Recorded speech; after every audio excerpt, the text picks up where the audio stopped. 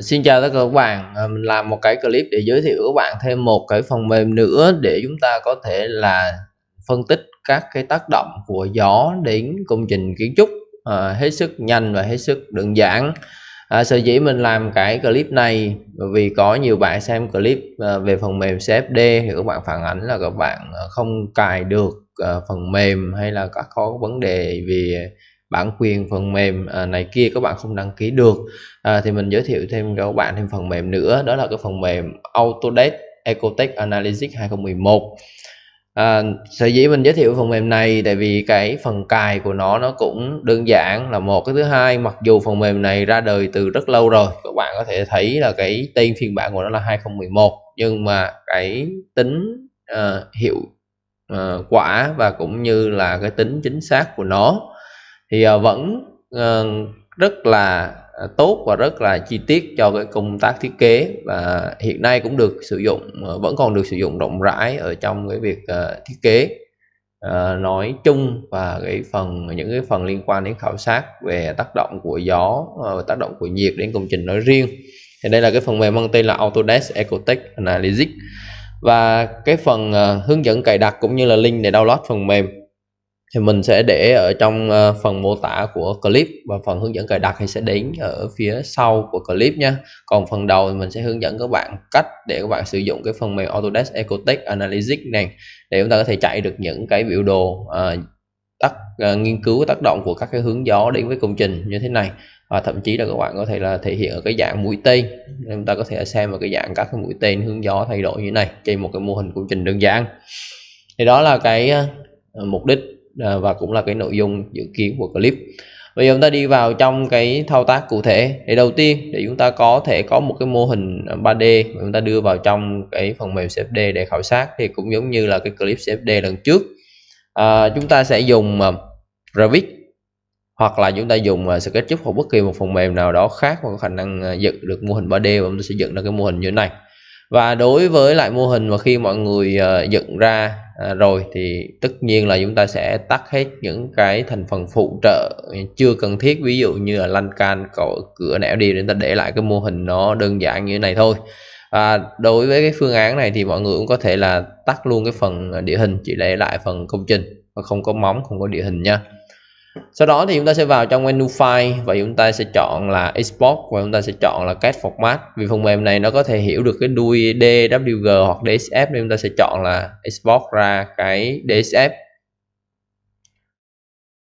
Chúng ta chọn export ra DXF xong thì chúng ta sẽ lựa chọn cái nơi để chúng ta lưu lại cái file này, và chúng ta sẽ bấm save.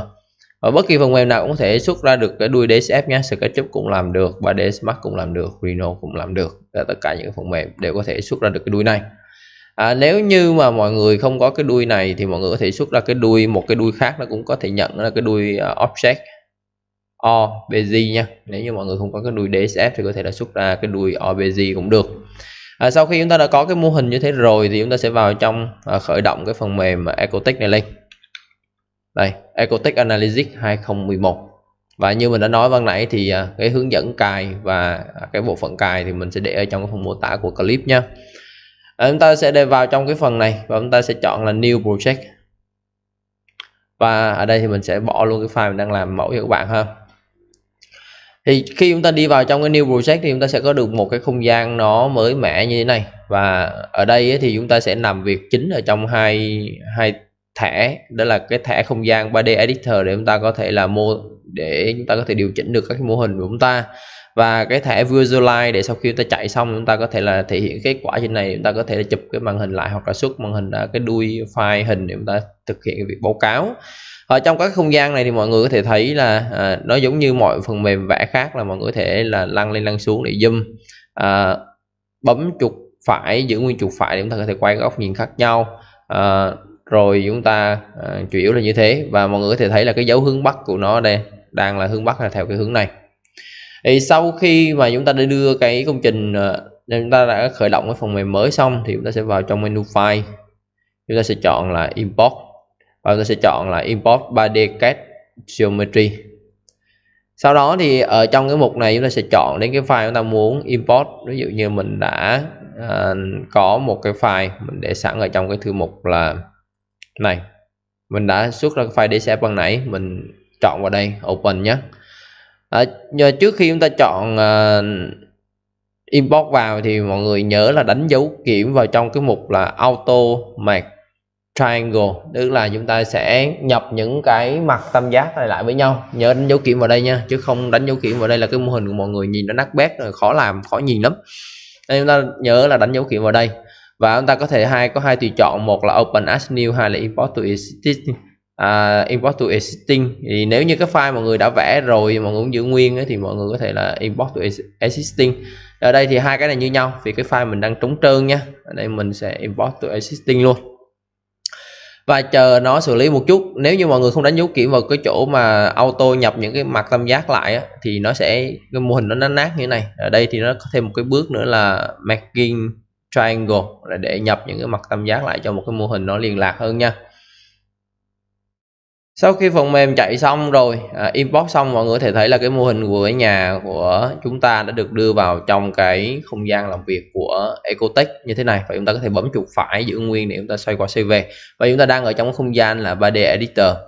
Nếu như mọi người muốn nhìn thấy cái mô hình của mình ở một cái dạng thức và nó nhìn nó thuận mắt hơn, thì mọi người có thể thử qua bên cái thẻ là Visualize, là cái thẻ hiển thị. Thì mọi người sẽ thấy là cái công trình của mọi người đang được hiển thị như thế này. Đó. Đây là cái mô hình chúng ta đã đưa vào. Còn chúng ta làm việc qua bên 3D Editor, chúng ta làm việc một chút nha. Sau đó rồi, sau khi import vào rồi, chúng ta sẽ lưu cái file này lại. Chúng ta sẽ chọn là new file và chúng ta sẽ chọn là saver.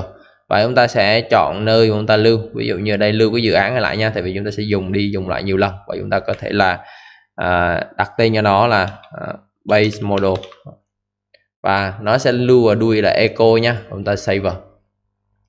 Sau khi mọi người đã lưu cái file này rồi thì kế đến là chúng ta sẽ làm việc tiếp. Chúng ta sẽ tạo ra một cái không gian bao quanh cái nhà này để chúng ta thực hiện cái phân tích. Thì đối với phần mềm này thì chúng ta cũng không cần phải làm như CFD. Chúng ta cũng không cần thiết phải chỉnh trước cái hướng của công trình đâu, tại vì cái hướng gió mà mọi người có thể đưa vào mọi người phân tích ấy, thì mọi người có thể chỉnh ở cái góc của nó một cách chủ động ở phía sau. Nên tính ra thì cái phần mềm này nó thao tác nó đơn giản hơn cái phần mềm CFD một chút, và nó cũng trực quan hơn một chút cho mọi người để mọi người làm. Chúng ta ở trong cái thẻ 3D Editor và chúng ta sẽ dùng cái công cụ là Plan, là cái công cụ này. Và chúng ta sẽ vẽ một cái plan, cũng không cần quá rộng so với lại cái phạm vi của nhà, nó vừa phải thôi. Ví dụ như điểm đầu tiên ở đây, sau đó thì chúng ta sẽ phải vẽ điểm kế tiếp ở đây. Và trong quá trình mọi người vẽ thì mọi người nhớ là nó có hai cái trục này, tổng cộng nó hai cái trục này. Chúng ta đang vẽ không gian phối cảnh cho nên là mọi người cố gắng là để cho cái hình plan của mình hình chữ nhật chẳng hạn như thế. Thì mình cố gắng là để cho cái trục nét đứt nó thẳng góc với nhau một chút, rồi qua đây, rồi sang bên này, đúng không?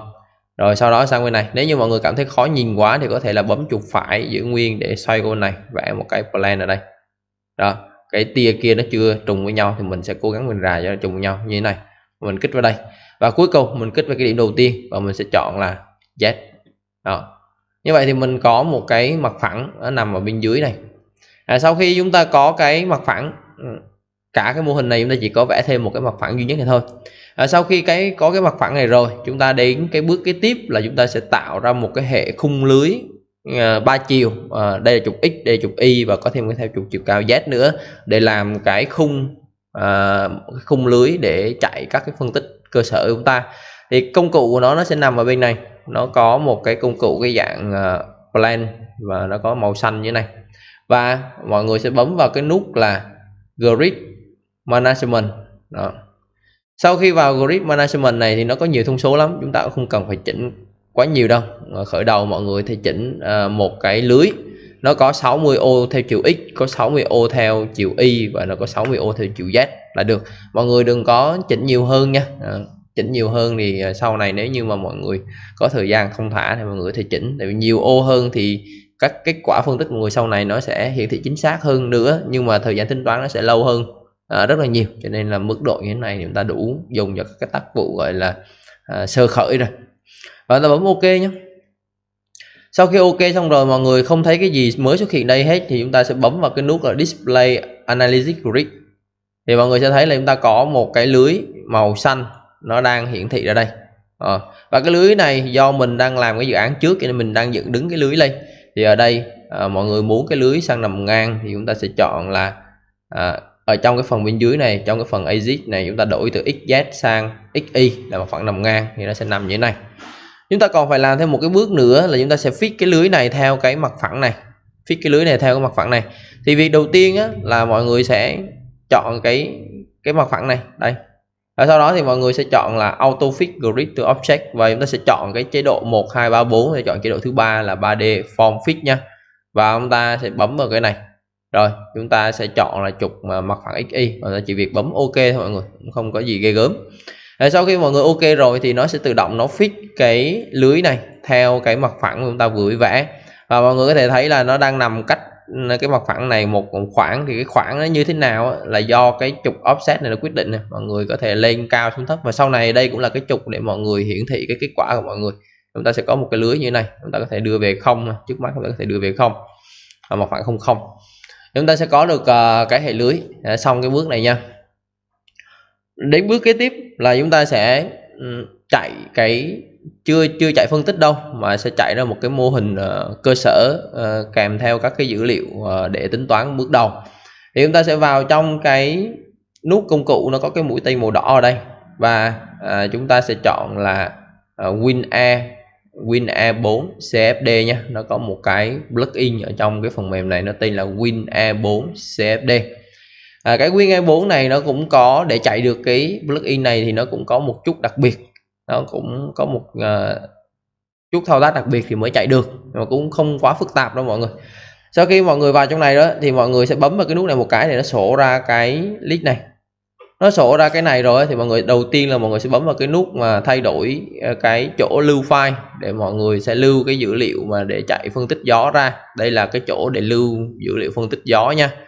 Chúng ta bấm vào đây và chúng ta sẽ chọn cái nơi chúng ta lưu. Mỗi hướng gió thì mọi người sẽ tạo ra một cái thư mục riêng, mọi người sẽ chạy riêng.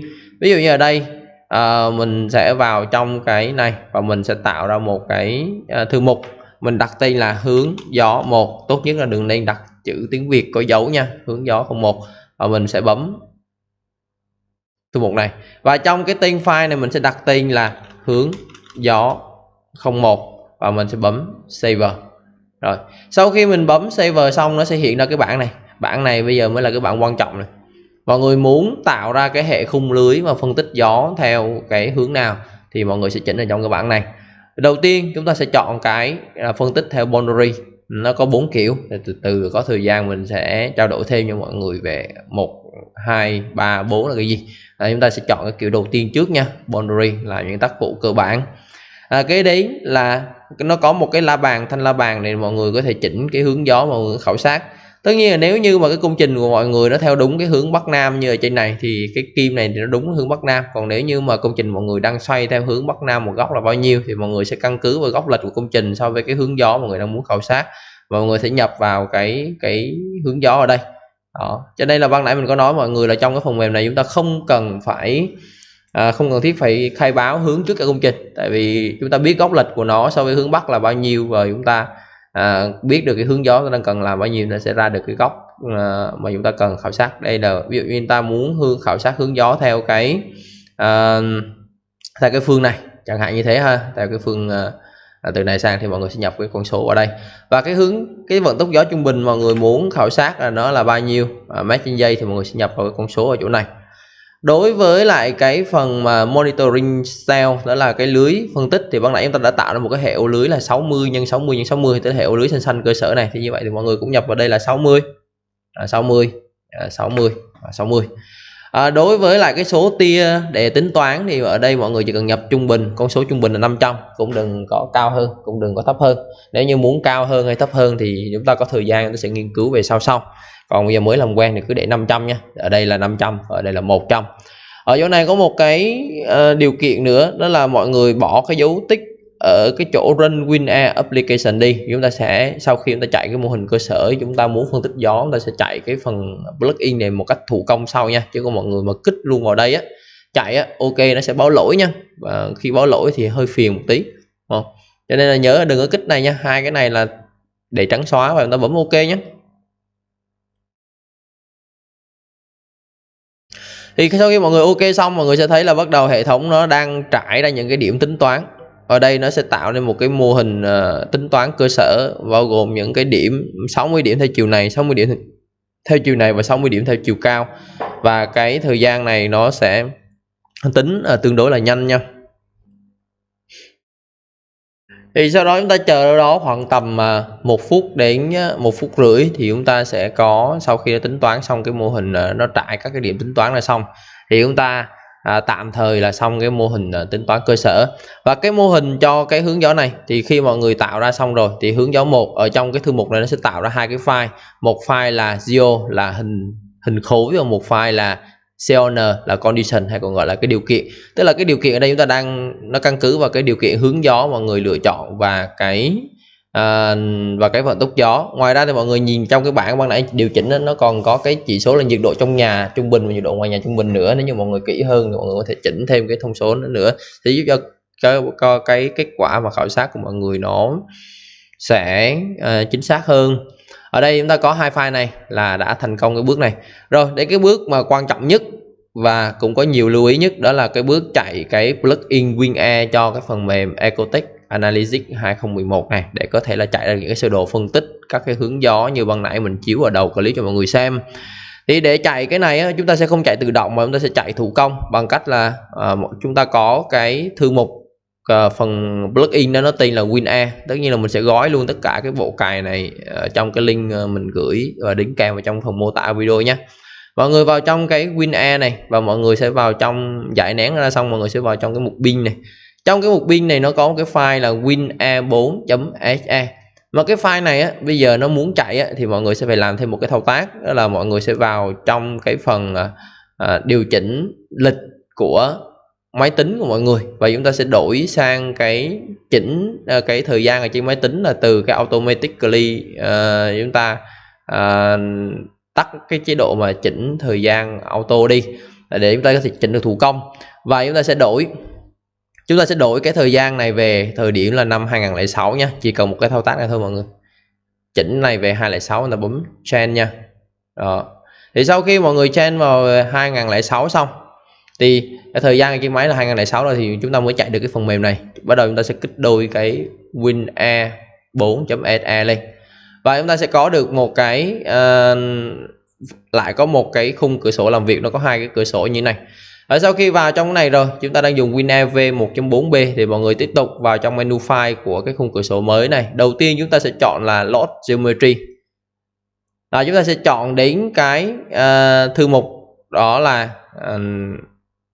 chúng ta sẽ chọn đến cái thư mục mà chúng ta lưu dự án ban nãy. Chúng ta vào trong cái test này và chúng ta sẽ vào trong hướng dẫn 1 của chúng ta.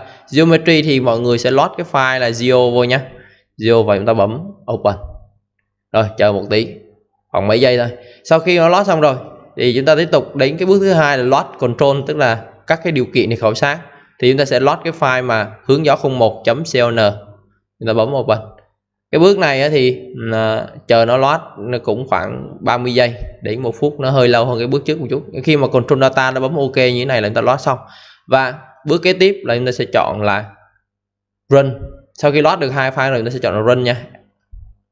Và trong quá trình run này thì mọi người sẽ chọn cái chỉ số, lại lần nữa xác nhận là chúng ta sẽ run cho 500 cái bước tính và chúng ta có thể là lưu trữ dữ liệu lại, cứ mỗi 100 bước thì sẽ lưu trữ lại. Thì đây chúng ta lại tiếp tục chọn 500, 100 và chúng ta bấm ok. Thì khi mà ok thành công thì bắt đầu nó sẽ cái sơ đồ tính là nó chạy cho mọi người đây. Đây cái tốc độ này nó chạy hết đến chỗ này là chúng ta có ngay cái kết quả phân tích nha. Và sau đó sẽ tiến sang cái bước kế tiếp là bước hiển thị sơ đồ. Sau chừng 3 phút thì tất cả những công việc tính toán đã được tính toán xong thì chúng ta tạm thời chúng ta ẩn cái cửa sổ này xuống và chúng ta quay trở lại cái phần mềm Ecotech để chúng ta bước sang cái bước kế tiếp là hiển thị kết quả chúng ta vừa phân tích cho cái hướng gió số 1 ra. Thì để hiển thị được cái kết quả đó ra thì mọi người lại tiếp tục quay trở lại cái thẻ công cụ có cái mặt phẳng màu xanh này.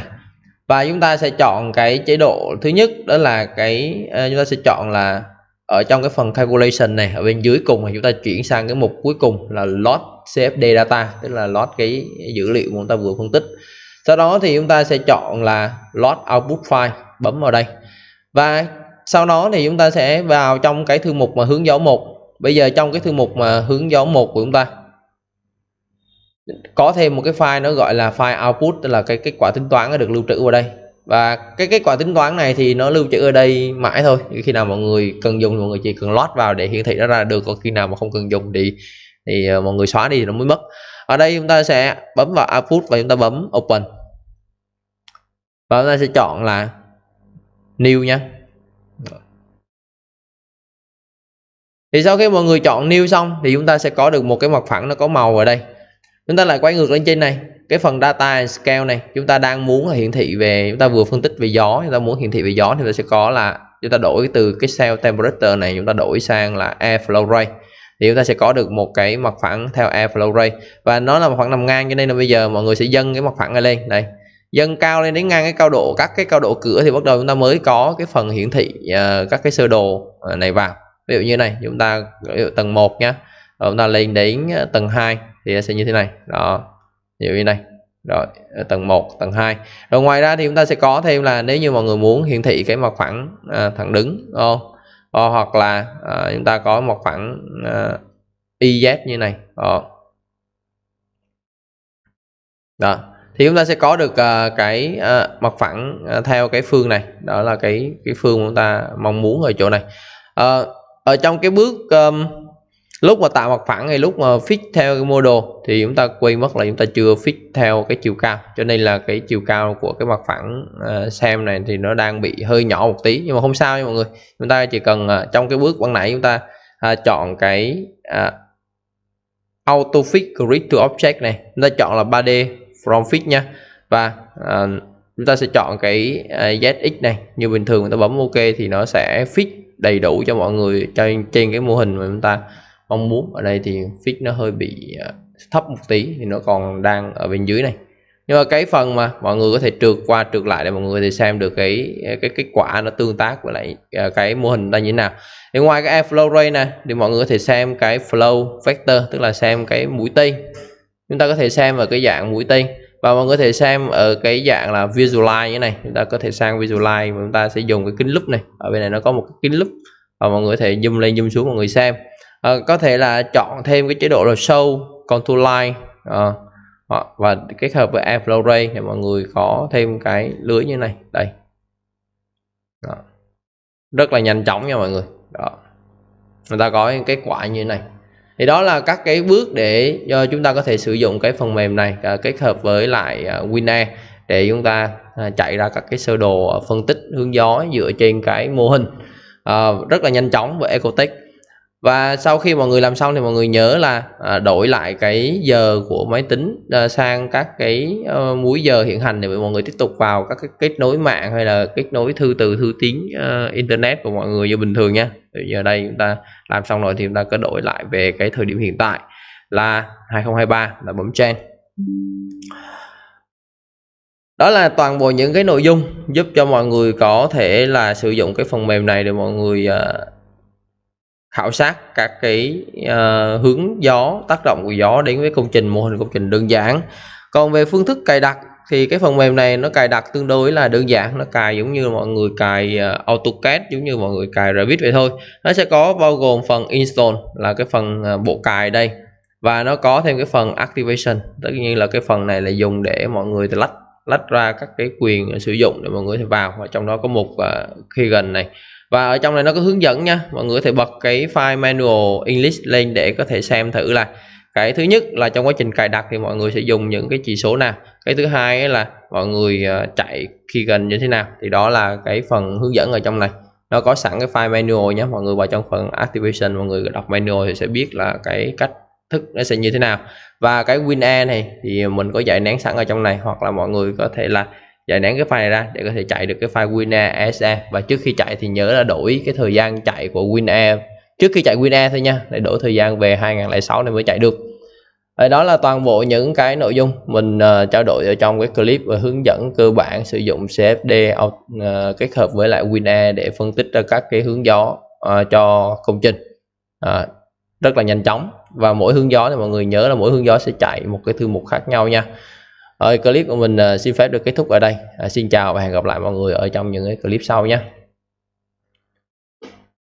Ở đây thì mình nán lại mình nói chuyện thêm một chút xíu nữa. Ban nãy mình nói có thể là hơi nhanh, sợ nhiều khi các bạn không hiểu cái cách là làm sao để chỉnh được cái chiều Z của cái mặt phẳng này nó cao lên. Thì cái vấn đề là ở cái chỗ này, lúc mà cái bước chúng ta tạo ra cái grid cái hệ lưới để chúng ta khảo sát trong grid management này, thì thứ nhất là cái số cell, tức là cái số ô phân tích là 60 60 60.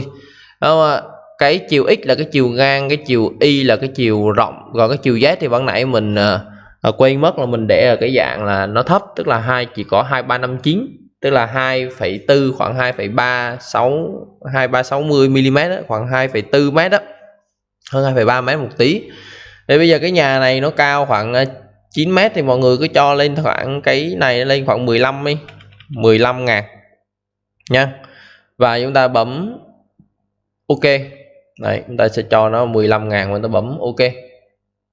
Thì lúc này á, thì cái lưới của mọi người nó sẽ như thế này. Đây. Và ví dụ như phương XY thì nó sẽ như thế này. Rồi phương YZ, ZX như thế này. Và chúng ta sau khi tạo xong chúng ta nhớ display. Xin lỗi, chúng ta muốn auto fit grid to object và chúng ta sẽ chọn cái này. Chúng ta sẽ chọn XY, OK, Z. Đó. Và để an toàn hơn thì mọi người có thể là kiểm tra lần nữa là YZ này nó cao phủ hết cái nhà là OK. Ví dụ như 15 m nó vẫn chưa đủ, tại vì nhiều khi hướng gió nó còn bung lên nhiều hơn, thì lúc này chúng ta lại tiếp tục chúng ta chỉnh lại cái grid management này. Chúng ta sẽ chỉnh lên ví dụ như chúng ta sẽ chỉnh nó lên là khoảng 20 luôn đi, 20 m là bấm OK ha, thì nó sẽ cao như này. Hoặc là chúng ta sẽ chỉnh lại một tí, là chúng ta sẽ chọn là 10 ở đây thì chúng ta sẽ chọn lại cho nó là khoảng 18 là được. OK, thì chúng ta sẽ có được cái hệ lưới nó vừa phải như này đó, để mọi người có thể là chạy được nha, chạy được. Và sau đó thì chúng ta sẽ quay ngược trở lại, chúng ta làm lại cái hệ khung lưới phân tích bằng cách như thế này đó. Và chúng ta sẽ tiếp tục chạy cái export model data và chúng ta chỉnh những cái này như ban nãy, tất cả mọi thứ như ban nãy. Ta bấm OK, một này ta bấm OK thì nó sẽ chạy lại cái khung bao cái mô hình khảo sát của chúng ta, và các cái bước chạy CFD thì vẫn như bình thường nha. Rồi, xin chào và hẹn gặp lại. Chúc mọi người làm việc hiệu quả với lại cái phần mềm hết sức là đơn giản và rất là mạnh là Ecotech Analytics 2011 với lại WinAir 4. Nếu như mọi người cảm thấy những cái nội dung mình trao đổi ở đây có ích cho công việc và học tập của mọi người thì hãy like, hãy share, comment cũng như là chia sẻ các cái nội dung này đến với lại cộng đồng, bạn bè và các cái bạn có nhu cầu tìm hiểu phần mềm này nhé. Nếu như có thắc mắc gì hãy comment ở bên dưới clip rồi mình sẽ thu xếp thời gian trả lời. Xin chào và hẹn gặp lại nha.